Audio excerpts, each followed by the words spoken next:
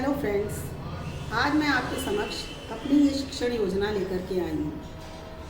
मैं आपको दिखाना चाहती हूँ कि मैंने ये शिक्षण योजना किस तरह से बनाई है। हम शिक्षक जब शिक्षण योजना के साथ कक्षा में प्रवेश करते हैं तो हमें पता होता है कि आज हमें क्या पढ़ाना है, कैसे पढ़ाना है, किस तरह से पढ़ाना है कि वो सरल और रोचक रहे और बच्चों का उस पाठ से हमें जो लर्निंग आउटकम हम चाहते हैं वो लर्निंग आउटकम निकल करके आए।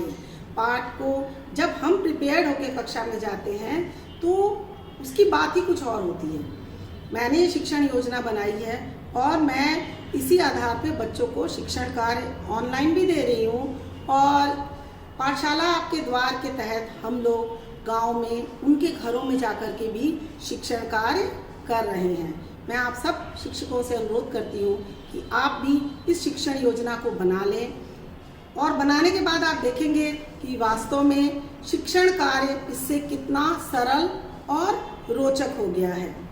देखिए, मैंने ये अपनी शिक्षण योजना बनाई है, सारे पाठों की बनाई है और मैंने बच्चों के अनुसार ये देखिए होमवर्क भी जो मैंने उन्होंने गृह कार्य भी दिया है चित्रों के माध्यम से दिया है, क्योंकि बच्चे चित्र जो है बहुत अच्छे से बनाना पसंद करते हैं। ये देखिए, ये भोजन के स्रोत हैं, ये ईवीएस का है, हमारा परिवेश का है और गणित में भी मैंने दिए हैं, चित्र संस्कृत में भी। ये देखिए, ये पौधों के भाग हैं, विभिन्न भाग, इनको किस तरह से हमने अलग अलग समूह में भी बांट करके और ये विभिन्न प्रकार की गतिविधि बच्चों से हम करा सकते हैं। संस्कृत का भी बनाया है। तो इस तरह से जब हमारे पास ये शिक्षण योजना रहती है तो हमें पता होता है कि हमें क्या पढ़ाना है और कैसे पढ़ाना है। आज मैं आपके समक्ष 3 विषयों की शिक्षण योजना लेकर के आ रही हूँ और उसे मैंने किस तरह से पढ़ाया है वो भी मैं आपके समक्ष रखूँगी। एक इंग्लिश का पाठ, ए हैप्पी चाइल्ड, गणित में लघुत्तम समाप्त वर्ग और हमारा परिवेश में जंतुओं की उपयोगिता, ये पाठ का मैंने शिक्षण कार्य जो है बना करके बच्चों को कक्षा में शिक्षण कार्य दिया है। ये इंग्लिश का है हैप्पी चाइल्ड, इसे मैंने बच्चों को पढ़ के भी सुनाया और उसके बाद मैंने खुद से इसको सॉन्ग वे में मैंने इसके लिरिक्स को कन्वर्ट किया है। सॉन्ग के रूप में रहने से क्या होता है, बच्चों को वो इजीली याद हो जाती है। ऐसे बच्चों को इंग्लिश बहुत टफ लगती है, परंतु मैंने ये देखा है कि जब हम इसे आसान लयबद्ध कर देते हैं तो बच्चों के लिए उसे याद करना बहुत ही आसान हो जाता है। मैं अपने अनुभव से कह रही हूँ और बच्चों ने इसे याद भी कर लिया है। धन्यवाद। तो इंग्लिश रेनबो का लेसन 5 अ हैप्पी चाइल्ड पाठ पढ़ेंगे, ठीक है ना। My house is red a little house, a happy child am I laugh and play and live long day, I hardly ever cry. I have a tree, a green tree, to shade me from the sun, and under it I often sit when all my work is done. इस poem को हम लोग गाने के रूप में भी करेंगे ताकि तुम लोगों को ये पोएम अच्छे से याद हो जाए और तुम इसे बार बार दोहराना। My house is red, a little house, a happy child am I. I laugh and play and live long day, I hardly ever cry. I have a tree, a green tree, to shade me from the sun, and under it I often sit when all my work is done.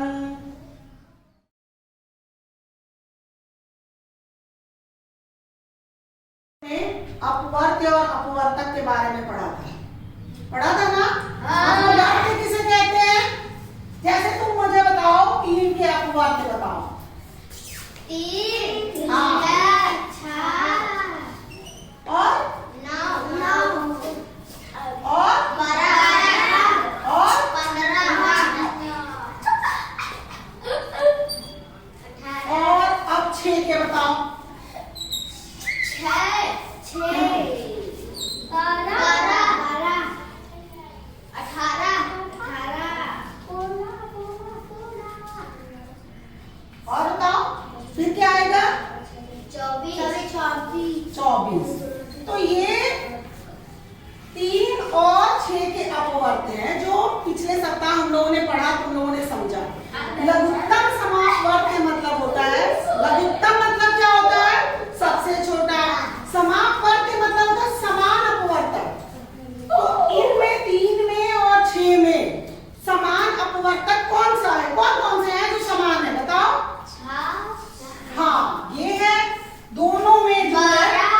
फिर 12 है, इसमें भी आगे 18 आएगा, है ना? अभी तो यानी 18 भी है, ठीक है ना? तो क्या हुआ? ये 3 जो है आगे भी और समान अपवर्तक निकलेंगे, लेकिन अभी लघुत्तम समापवर्त मतलब क्या होता है? लघुत्तम मतलब लघु, लघु मतलब छोटा होता है ना?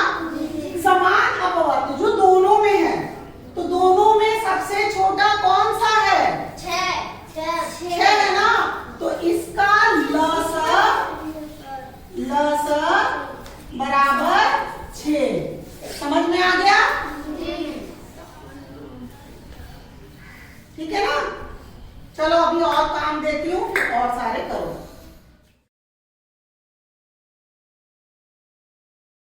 आज हम लोग पाठ 6 हमारा परिवेश में है, जीव जंतुओं की उपयोगिता नामक पाठ पढ़ेंगे। जीव जंतु हमारे लिए बहुत ही उपयोगी है। कई प्रकार से हमारे लिए हमारी जिंदगी को ये सुगम बनाते हैं, और हम पेड़ पौधों और जानवरों पे आश्रित हैं। बहुत प्रकार से तुम्हारे घर में भी आसपास कई जानवर होंगे ना, तो तुम्हारे घर में पाले गए होंगे। कौन कौन से जानवर है बताओ? बकरी से क्या मिलता है? दूध। और गाय से? दूध। हाँ, और बैल किस काम में आता है?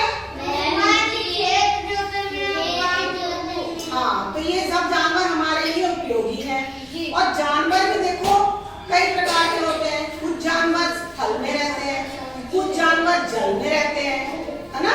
कुछ जंगली होते हैं, कुछ शाकाहारी होते हैं, कुछ मांसाहारी होते हैं, कुछ सर्वहारी होते हैं। शाकाहारी वो जंतु कहे जाते हैं जो पेड़ पौधे शाक पर अपना जीवन निर्वाह करते हैं, जैसे गाय है, बकरी है। कुछ मांसाहारी है, जैसे शेर है, वो मांसाहारी है, वो सिर्फ मांस ही खाता है, वो शाकाहारी नहीं है। और कुछ दोनों खाते हैं। कौन से? जैसे कुत्ता है, वो मांसाहारी भी है, शाकाहारी भी है ना? वो रोटी भी खाता है और मांस भी खाता है। तो अब ये जीव जंतु जो है हमारे लिए क्या कैसे उपयोगी है, ये इन विभिन्न टॉपिक्स के ऊपर आज हम चर्चा करेंगे और इसकी जानकारी प्राप्त करेंगे। भोजन के स्रोत के रूप में हम भोजन के लिए निर्भर है ना जानवरों से। बताओ कौन कौन जानवर हम भोजन के रूप में, कौन कौन से जानवरों को हम भोजन के रूप में उपयोग करते हैं? बताओ। भैंस कहाँ खाते हैं? बकरी है, मुर्गा है ना? अंडे खाते हो, है ना? और क्या? दूध भी मिलता है, जैसे गाय से तुम्हें दूध मिल रहा है। दूध से अनेक पदार्थ मिलते हैं। कौन कौन से पदार्थ हैं जो दूध से हमें मिलते हैं? बताओ। दूध मिलता है ना गाय से। फिर दूध से भी तो कई चीजें बनती हैं। क्या क्या बनता है दूध से?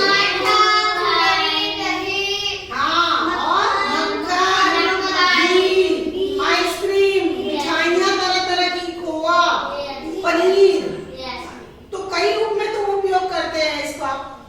फिर दूसरा है क्या? मीठा शहद। जो शहद तुम लोग खाते हो, हम लोग खाते हैं, पूजा में भी उपयोग होता है। ये शहद कहाँ से मिलता है? ये शहद मधुमक्खियों से प्राप्त होता है। तो तो और मधुमक्खियों से क्या मिलता है, वैक्स भी मिलता है। मोमबत्ती, अभी दिवाली आ रही है, कैंडल्स जलाओगे ना, तो ये मोमबत्ती कहाँ से बनती है, ये भी उसके छत्ते से ही, ये वैक्स जो होता है वहीं से प्राप्त होता है। फिर तीसरा क्या है, तरह तरह के वस्त्र। मम्मी का देखा है साड़ी, रेशम की साड़ी, तुमने सुना होगा रेशमी साड़ी है। रेशमी साड़ी में कहाँ से आती है, रेशम कहाँ से आता है, रेशम के धागे। हाँ, रेशम के कीड़ों से आता है। और जाड़े में अभी स्वेटर तुम लोग पहनते हो ठंड से बचने के लिए, वो कहाँ से आता है, हाँ, वूल जो है कहाँ से आता है, हमें भेड़ से मिलता है, शिप कहते हैं। तो हमें तरह के जो है वस्त्र भी जो है हम जानवरों से प्राप्त करते हैं। परिवहन एवं कृषि कार्य हेतु, परिवहन के काम में आता है, आने जाने के काम में। लोग भैंस की गाड़ी, उस पर आते जाते हैं। घोड़े के पर देखा है, इतने की सवारी, घोड़े से लोग आते जाते हैं। कुछ लोगों ने कैमल, ऊंट को भी जो है रेगिस्तान का जहाज कहा जाता है, आने जाने के साधन के रूप में प्रयोग करते हैं। तो धोबी के यहाँ देखा है, गधा रखता है, वो जब जाता है तालाब पे, कपड़ों को गधे के ऊपर लेके जाता है। तो ये परिवहन और कृषि कार्य में कौन कौन से जानवर सहायक हैं, बैल से जोतते हो ना, हल जोतते हो ना, खेत जोतता है बैल, तो वो हमारे लिए कृषि में बहुत उपयोगी है। फिर है ईंधन एवं खाद के रूप में उपयोगिता। तुम्हारे गांव पे किसमें खाना बनता है, चूल्हा पे। चूल्हा पे। चूल्हा किस चीज से जलता है बताओ, लकड़ी, कंडी कहाँ से आती है, तो गोबर की कितनी उपयोगिता है, तो गोबर के ईंधन के रूप में हुआ ना, खाना बना तुम्हें उससे। घर में देखो तो साफ सफाई की जाती है, उपयोगिता। और गाय के तो मूत्र मल का भी उपयोग है, गाय के मूत्र से अनेक प्रकार की दवाइयां भी बनती हैं, है ना। और अभी देखो हाथी को देखा है, हाथी के दांत होते हैं ना, हाथी दांत से बहुत ही प्रेशियस कई तरह के खिलौने बनते हैं। हाथी दांत भी बहुत उपयोगी है। तो और खाद भी बनता है, सड़े गाय गोबर खाद के रूप में प्रयोग किए जाते हैं ना, खेतों में देखा है तुम लोगों ने। तो चर्म उद्योग, तुम लोगों ने भी बेल्ट होती है ना, लेदर बैग सुना है, लेदर का पर्स, जैसे ये मेरा पर्स है, ये मेरा पर्स है, ये किसका बना हुआ है, ये लेदर का बना हुआ है। ये किसका बना हुआ है, लेदर का बना हुआ है। लेदर मतलब चमड़ा। चमड़ा कहाँ से आता है, जानवरों का ही तो चमड़ा होता है। तो जानवरों के चमड़े से जो है ये पर्स है, बेल्ट है, विभिन्न प्रकार की जो है वस्तुएं बनाई जाती हैं। चप्पल है, जूता है, बहुत सारे। तो इस पार्ट में तुम लोगों ने पढ़ा हमारे जीव जंतुओं की क्या क्या उपयोगिता है, बताओ। भोजन के रूप में